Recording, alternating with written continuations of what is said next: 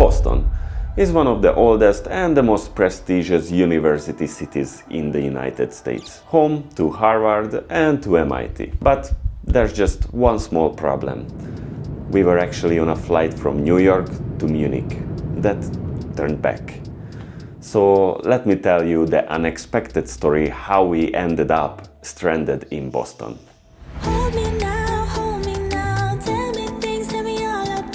So actually we couldn't get back home because yesterday mid-flight somebody had some health issues, very serious health issues, and actually they had to do CPR on her. So at first we were heading towards St. John's, but due to the severe weather conditions we eventually landed in Halifax. But by then the crew already had reached their maximum working hours, so we couldn't continue to Europe.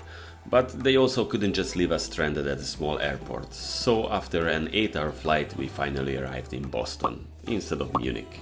And that's when things got even more complicated. Because our ESTA visa is just one entry and we actually used that. After immigration, we were immediately escorted into a separate room.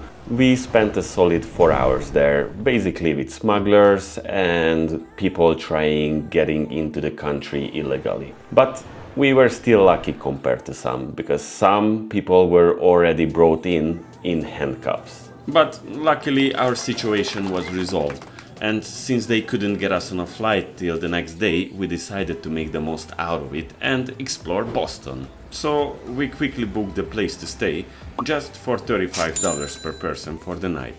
And we were already on our way to downtown. Fun fact, you can get from the airport to the city center completely free with shuttle buses. At first glance, Boston is much calmer than New York, but it has a really unique vibe. Historically, it's an important city. It's where the American Revolution started in 1775, and you can still visit landmarks that preserve that history, like, for example, the Freedom Trail. But by the time we checked into our hotel, it was already dark. And since we only had limited time, we didn't want it to waste it. So we set off to explore downtown. We were having a nice little walk around the waterfront district along the harbor walk. But It's very cold.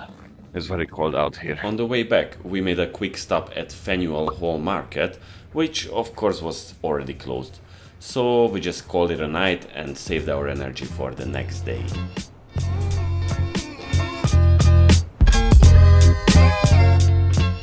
Alright, now that we're well rested, let's check out what makes this city so famous.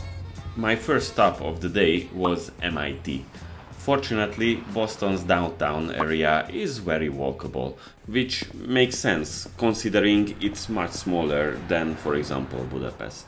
As I was strolling through the smaller streets, I kept getting the feeling that it was almost like being somewhere in Europe or even England.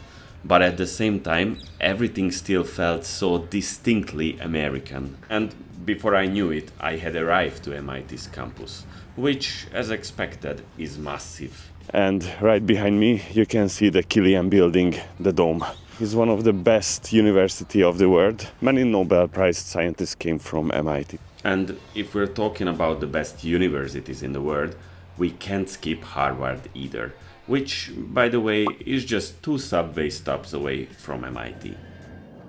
This subway line actually opened in 1897, just 1 year after Budapest's Millennium Underground, making it the very first underground metro in the US.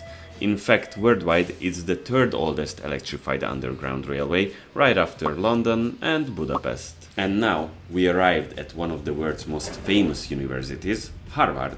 It was founded in 1636, meaning it's actually older than the United States itself. In fact, it was the very first universities in America. The school is named after an English priest, John Harvard. By the way, these big names were all learning here, like Mark Zuckerberg, Bill Gates, and Barack Obama. Though, funnily enough, both Zuckerberg and Gates dropped out, so I guess getting a degree isn't always necessary for success. It's really beautiful. It's completely worth to come here. Really. It's really worth to come here. And the buildings are beautiful. And if you're already here, you might as well pick up some official Harvard merch, because let's be real, you need something for Instagram. I have to say that it's so interesting that even though we are pretty close to New York City, this city has a completely different vibe. It's completely different. Before heading to the airport, we made a stop at TD Garden, hoping that we can check out the Boston Celtics stadium. But since we didn't book the tour in advance, we couldn't get in. Due to an unexpected twist, we ended up closing our trip in Boston instead of New York. It wasn't what we had planned, but in the end we got an extra day in a city we had never visited before. And you know what? It was worth it. I absolutely loved Boston. Even though this place was never on my bucket list, but after this experience I would be happy to come back anytime. If you enjoyed this unexpected adventure, then just drop a like, subscribe to my channel, and also leave a comment. What would you do if you were stuck in Boston for a day? Thank you for watching. See you soon. Goodbye.